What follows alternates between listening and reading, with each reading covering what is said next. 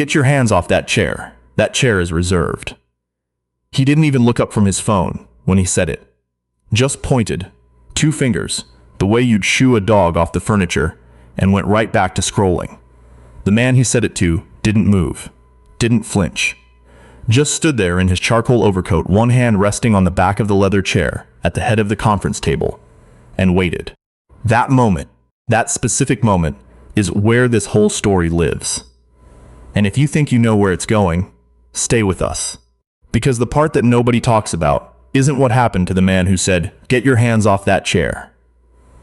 It's what happened to everyone in that room who watched, said nothing, and thought they were safe. If this is your first time here, welcome to Heritage Tales. Hit that subscribe button and ring the notification bell so you never miss a story. And if you've been here before, you already know. These aren't just stories. These are mirrors. Now, let's go back to the beginning. Wendell Okafor-Briggs was 53 years old, and he had the kind of face that made people underestimate him immediately. Not because he looked weak, because he looked calm, too calm.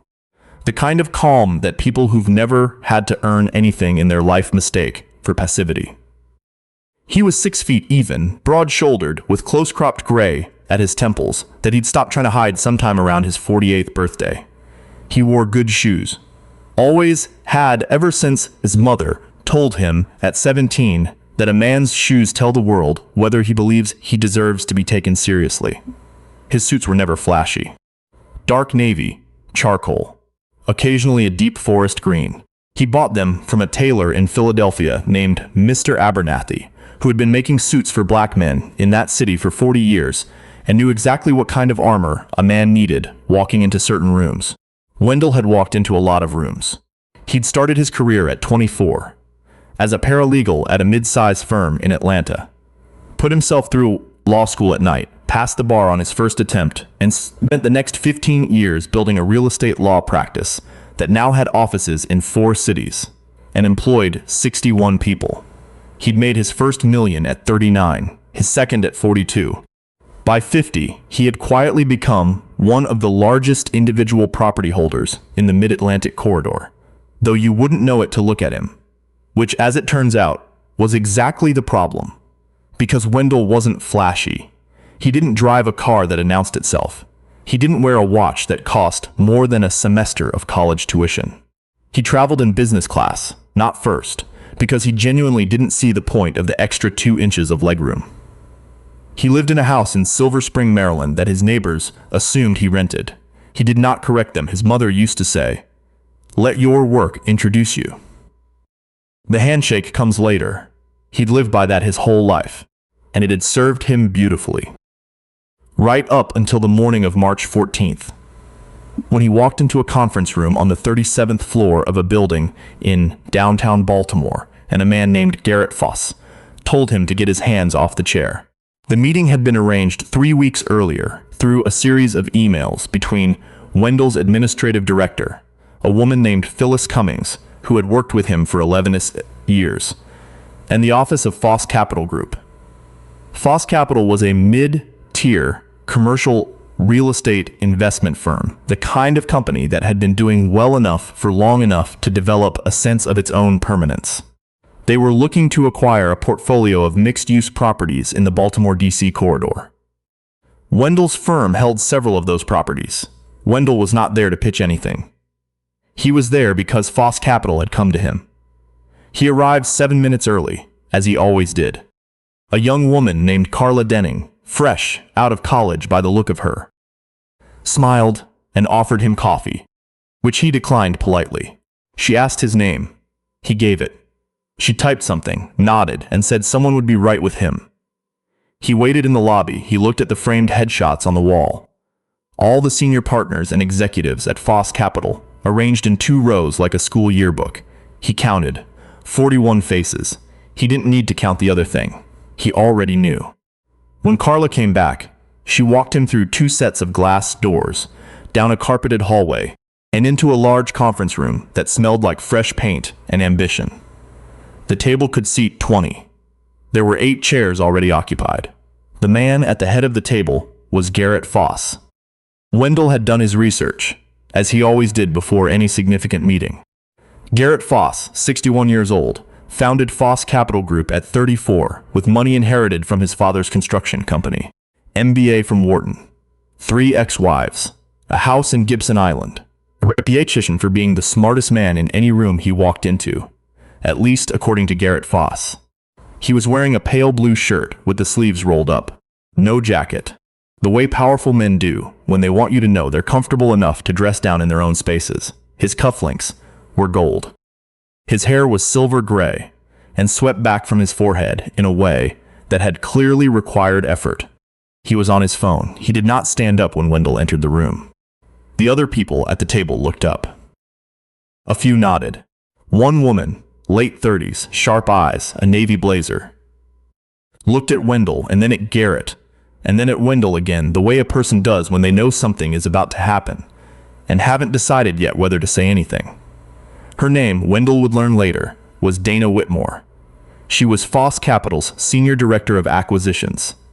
She had been in the room the first time Garrett Foss said something he wasn't supposed to say, and she had not spoken up. She would carry that silence with her for a long time. Wendell walked to the head of the table, not because he was being aggressive, but because that was simply where the meeting chair had been set for the primary guest, which any first-year associate should have recognized. And he pulled out the chair. That's when Garrett looked up from his phone. "Get your hands off that chair. That chair is reserved." He said it the way someone says, "Move your car," or "This lane is closed." Reflexive, unthinking, not even cruel exactly, which in some ways was worse, because it meant he didn't even consider that a man like Wendell might belong at the head of his table. The thought had simply never occurred to him. Wendell looked at him. "I'm sorry," he said. Not because he hadn't heard, but because he needed Garrett Foss to say it again, slowly enough to understand what he was actually saying. Garrett set his phone down, looked Wendell up and down the way a man does when he's categorizing someone, and has already decided the category. "That seat is for our guest, from Okafor-Briggs Properties." He said it slowly, as if the information itself was self-explanatory. As if it was obvious that this man standing in front of him was not that guest. "That seat," Garrett continued, leaning back in his chair, "is for Wendell Okafor-Briggs. A beat. You can sit over there." He gestured to a row of chairs along the wall. The Overflow chairs. The chairs for assistants and junior staff. Nobody in the room said a word. Wendell looked at the chair along the wall. He looked at Garrett Foss. He looked at Dana Whitmore, who was studying her notepad like it contained the secrets of the universe. Then he did something that nobody in that room expected. He sat down in the chair at the head of the table, not aggressively, not with theater or speech. He simply pulled it out, sat down, set his leather portfolio on the table in front of him, and folded his hands. The room went very quiet. Garrett Foss sat up straight. The casual body language evaporated. "Excuse me, I just told you. My name," Wendell said in a voice that was perfectly, almost scientifically calm, "is Wendell Okafor-Briggs." Silence. Not the polite kind, the kind that has weight. Garrett stared at him. For the first time in what was probably years, Garrett Foss had no idea what to say. Dana Whitmore's pen stopped moving.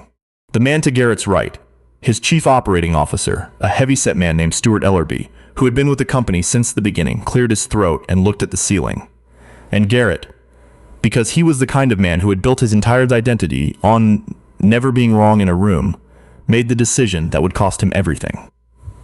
"Right," he said, with a short, dismissive laugh. He leaned back again, picked up his phone. "Of course you are." He said it like a joke.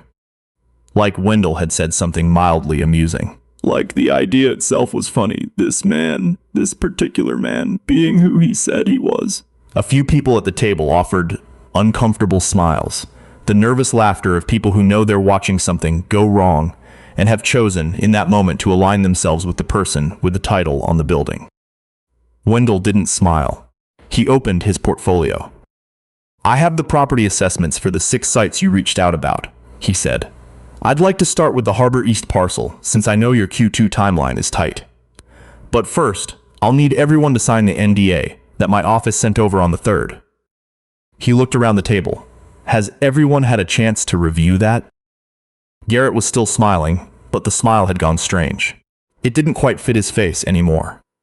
"Our legal team reviewed your NDA," said Stuart Ellerby carefully. "We had a couple of questions about the disclosure clause in Section 4. "That's fine," Wendell said. "Walk me through them." And just like that, because Wendell had decided, and because the room had no choice but to catch up with reality, the meeting began. It lasted 2 hours and 14 minutes. In that time, Wendell walked them through 6 properties worth a combined assessed value of just under $300 million. He knew every parcel by heart, the square footage, the zoning classifications, the assessed tax history, the current and projected rental yields, the infrastructure considerations for the specific mixed-use conversions Foss Capital was planning. He'd done the work. He'd been doing this work for decades. When he spoke, the room listened. Not because they wanted to, because the information was undeniable. Garrett Foss said almost nothing for the first 40 minutes. He interjected once, around the hour mark, with a comment about the cap rate projections for the Fells Point property. It was the kind of comment a man makes when he needs the room to remember that he exists. Technically accurate, but not particularly insightful. Wendell engaged with it respectfully, gave him a complete answer, did not make him feel small even though he could have. Dana Whitmore noticed that. She would mention it later. After the meeting, as the room was clearing out and assistants were collecting water glasses and gathering papers, a younger man, mid-20s, one of the junior analysts, lingered near the door. He looked at Wendell the way young men look at someone who has just shown them something they hadn't seen before. The analysis on the Harbor East site was incredible, he said, a little awkwardly. "I'm Justin Farrar. I've actually read about your firm. We studied the Chesapeake Corridor acquisition in my program at Hopkins." Wendell shook his hand. "How long have you been with Foss?" 8 months. "Good company to learn in," Wendell said simply. "Stay curious." He picked up his portfolio and walked toward the door. Garrett Foss was standing near the window, speaking quietly with Stuart Ellerby. He did not say goodbye. He did not acknowledge the man leaving his conference room, the man whose properties he needed, whose signature he would require, whose decision would determine whether Foss Capital hit its acquisition targets for the year. He just stood there, talking to Stuart, his back partially turned. Wendell paused at the door. He didn't say anything. He didn't need to. He left. The call came at 8:47 the following morning. It was from Phyllis, forwarding a message she'd received from Stuart Ellerby's assistant. The message said that Foss Capital would be moving in a different direction with the Harbor East Wendell's time, and that they appreciated Wendell's time. Phyllis flagged it because she knew what that language meant. It was the language of a door being closed. She'd also flagged 3 other messages that had come in while Wendell was in the meeting. 2 from other institutional buyers who had been watching Development Group out of New York, and 1 from a development group out of New York, a firm called Kessler & Morrow, which had been trying to get a meeting with Wendell's office for 6 months. Wendell read all 4 messages. Then he called Phyllis and told her to schedule the Kessler & Morrow meeting for the following week. He did not call Stuart Ellerby back. He did not send a follow-up email. He simply moved forward the way he always did, and he let the door that Garrett Foss had closed stay closed. Here's where you need to pay attention.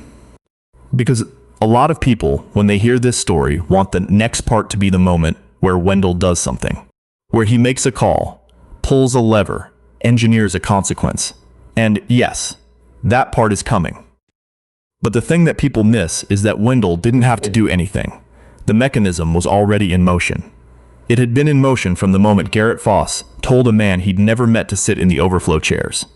The world is smaller than arrogant people think it is. 3 weeks after the meeting, a piece of news ran in a commercial real estate trade publication called Mid-Atlantic Property Review. It wasn't front-page news. It was a small item in the acquisitions column. The kind of thing that people in the industry read over their morning coffee and file away. It announced that Kessler & Morrow had signed a letter of intent on 4 of the 6 properties in Wendell's Harbor East portfolio. The deal was valued at $182 million. It was one of the largest single portfolio transactions in the Baltimore corridor in 5 years.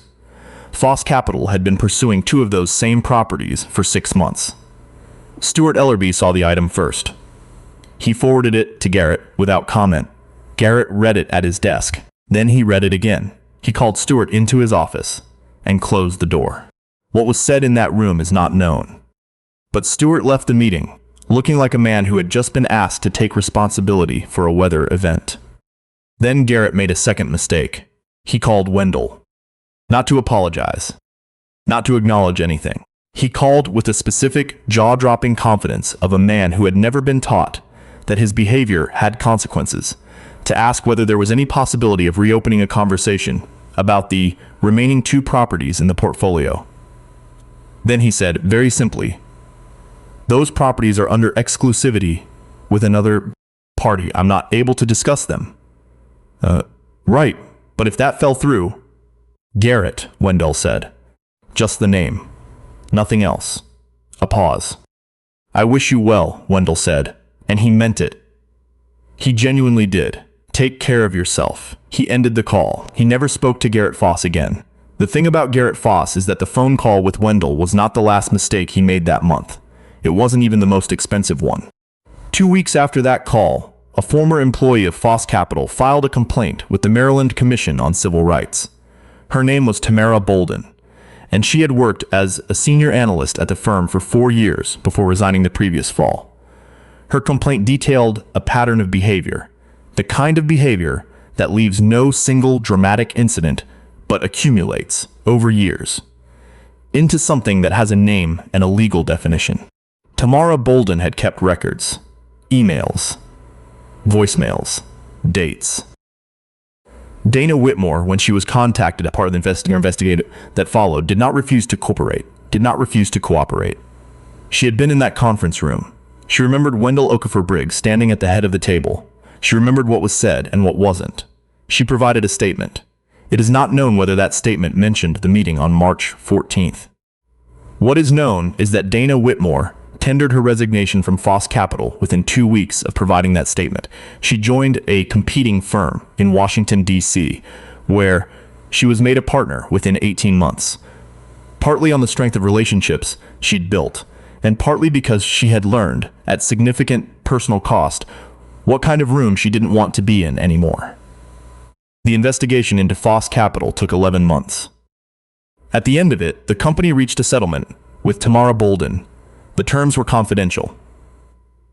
Garrett Foss issued a statement through the firm's PR team that described the settlement as a mutual resolution and expressed his deep commitment to an inclusive workplace culture. He did not acknowledge any wrongdoing. 3 months after the settlement, it was announced that Garrett Foss would be stepping back from day-to-day operations at Foss Capital Group. He would remain on the board as a non-executive chairman. Stuart Ellerby was named acting CEO. The press release described the transition as planned. Nobody in the industry believed it. Wendell read the announcement on a Tuesday morning, sitting at his desk in Silver Spring. He had a cup of coffee and a review of the Kessler and Morrow transaction documents that his team had prepared for a closing scheduled later that week. He read the announcement once, set down his phone.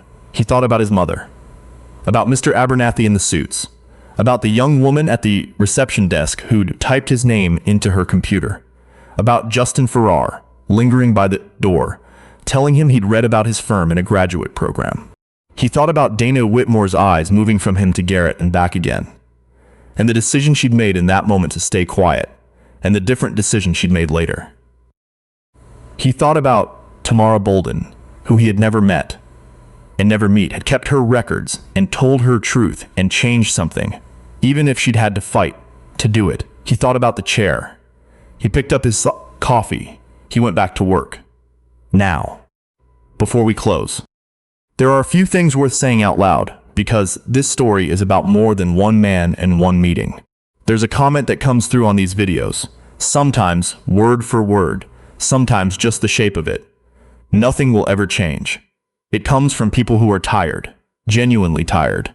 People who have been in rooms where they were underestimated, dismissed, directed to the overflow chairs.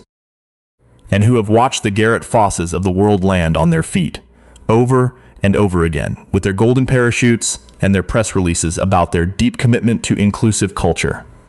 That exhaustion is real. Don't let anyone minimize it. But here's what this story also shows us. Tamara Bolden kept her records. Dana Whitmore made a different decision when it counted. Justin Farrar filed that away. What he saw that day, how a man carries himself, what preparation looks like. These things travel, they compound, the room changes. Not because one story went viral, but because people who were in that room went on to be in other rooms, and they remembered. Wendell didn't perform his dignity for Garrett Foss. He didn't explain himself. He didn't fight for the chair with words. He sat down in it. That's all. He sat down in it because it was his seat, and he was prepared, and he knew his work would speak. That's not a small thing. That's not a small thing at all. If this story meant something to you, share it. With someone who needs to be reminded that quiet strength is still strength. With a young person in your life who is about to walk into a room for the first time, and doesn't know yet how to carry themselves inside it. With anyone who has ever been pointed toward the Overflow chairs. Subscribe to Heritage Tales if you haven't already. Leave a comment below. We read them, genuinely. And we'll see you in the next one. The chair was always his. He just had to sit down in it.